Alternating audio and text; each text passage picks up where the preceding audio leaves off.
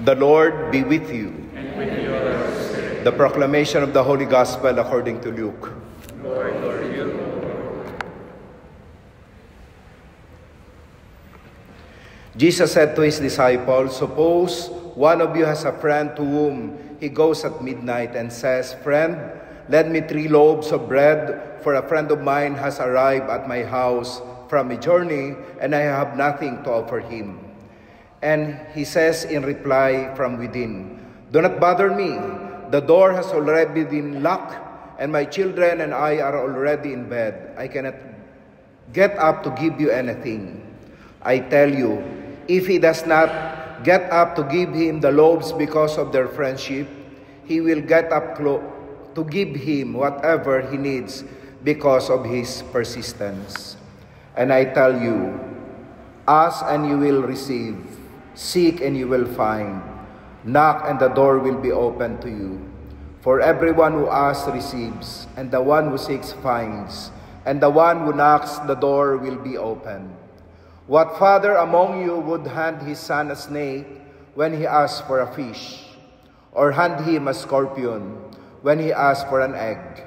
If you then, who are wicked, know how to give good gifts to your children, how much more will the Father in heaven give the Holy Spirit to those who ask him?"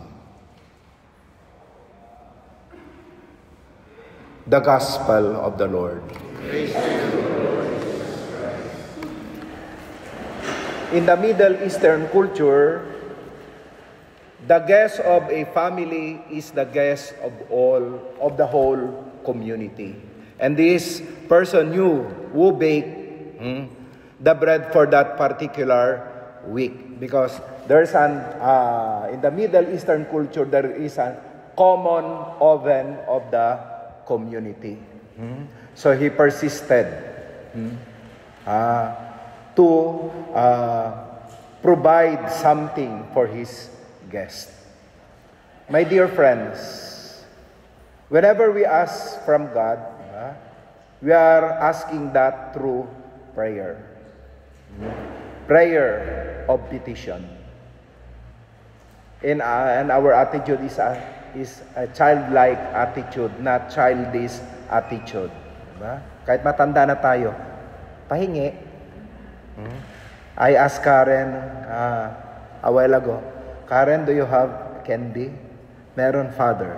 Humingi ako. So, prayer of petition. But we should not end in asking petition from God.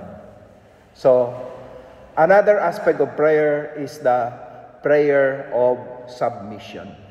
Let us follow God. Kasi kung minsan nakakalimutan tayo, pag humihingi tayo, hingi tayo ng hingi.